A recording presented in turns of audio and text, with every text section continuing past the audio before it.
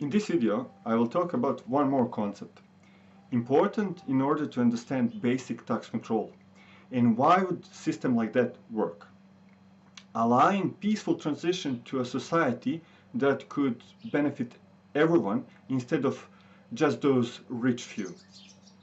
But before we continue, guys, please subscribe.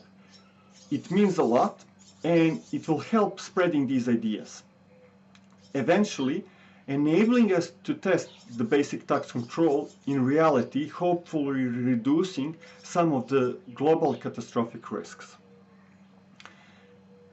There is a saying that good magician hides things in a plain sight.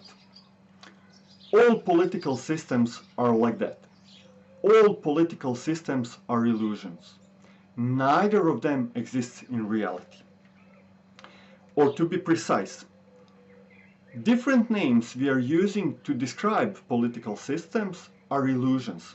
They're there just to mislead and prolong the game. So this is a quite bold statement, isn't it?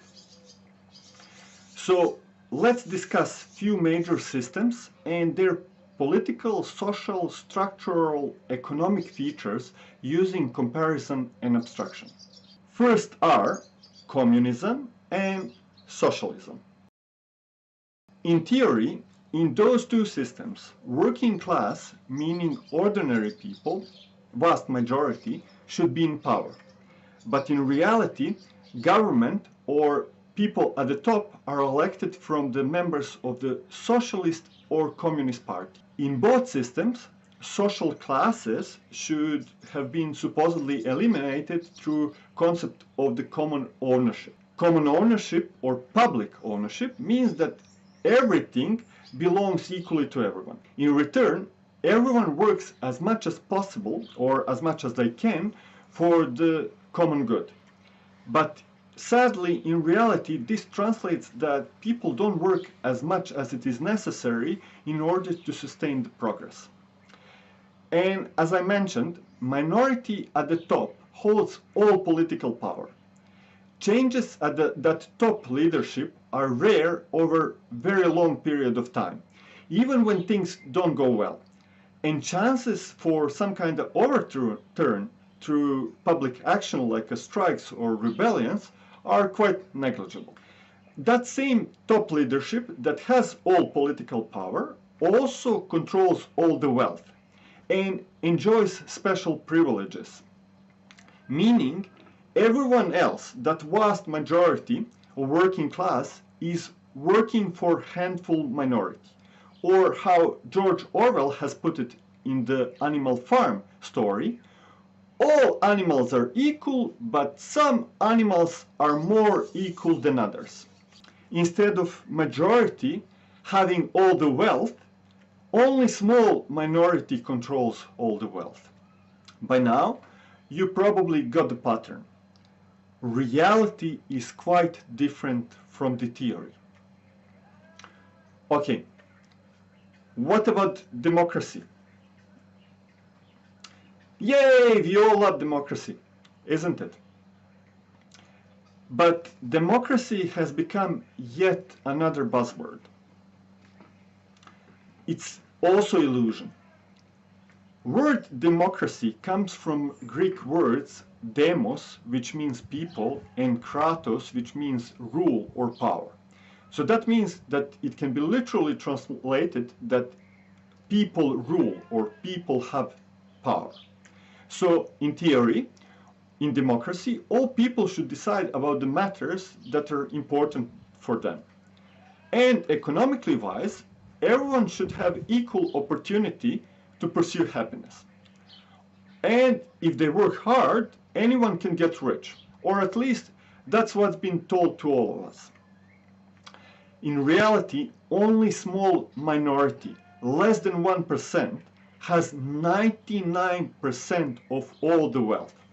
And also the same all-powerful minority behind mighty corporation has always had a true power, highly influencing outcome of any election.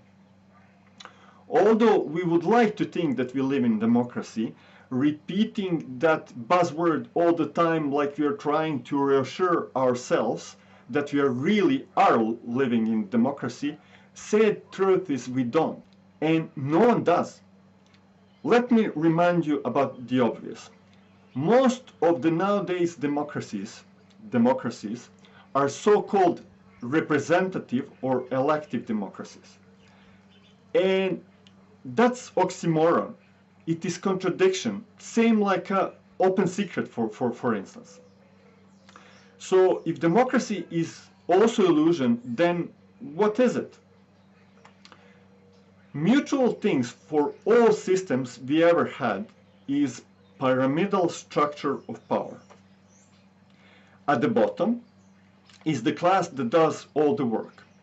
Then there is a middle management, and if we go up one level, there are armed forces such as military and police. Then there is a class that is trying to convince you that there is no other way and that you should accept your fate. Then there is an elite that owns all the wealth and power, and then at the top are those we usually call politicians. Therefore, the only system we ever had is aristocracy. And money, or rather monopoly, is the game that runs the show. But what is the difference between Western and Eastern aristocracies, you may ask? Again, we can't possibly say that all aristocracies are the same.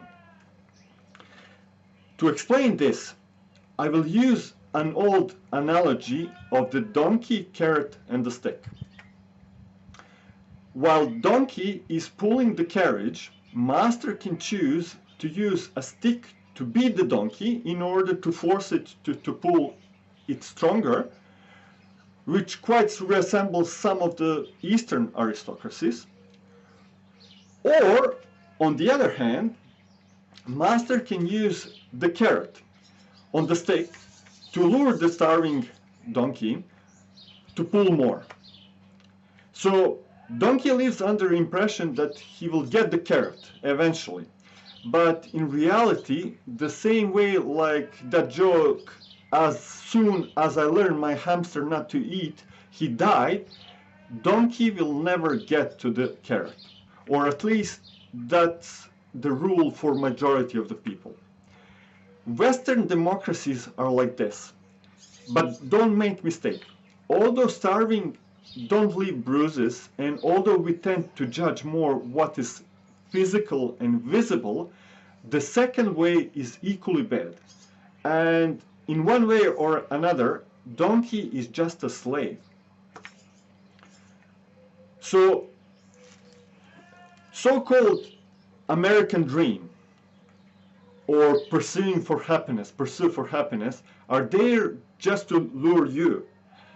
In reality, for majority, this is just an illusion, and it's unreachable simply because by competing in pyramidal structure, only handful of people can succeed. And there are many vast examples. Think about the sport, music, books, literature, business, stock market. It is all the same. In order to perpetuate this illusion, there is one key thing. Occasionally, they have to let someone eat the carrot, showing others, look, they have succeeded, you can too. But in reality, this is impossible for a majority. And you have to eventually realize that.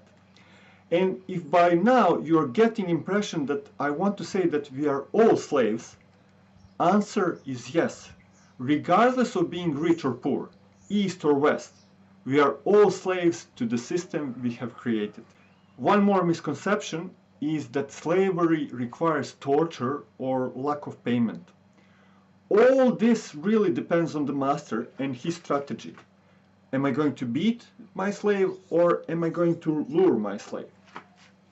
So master can choose different strategies to starve the slave or make him happy in order to make him work as much as possible. So slave will behave and continue to pull. Think about it. Credit debt, mortgage, working hours 9 to 5, education system are all there to keep you busy pulling that carriage of progress. Is all this good or bad? I will discuss more in the next video. Until that time, let me know what you think by pressing those thumbs up and down, and please leave your comment below. And also don't forget to subscribe. Thank you for watching and see you next time.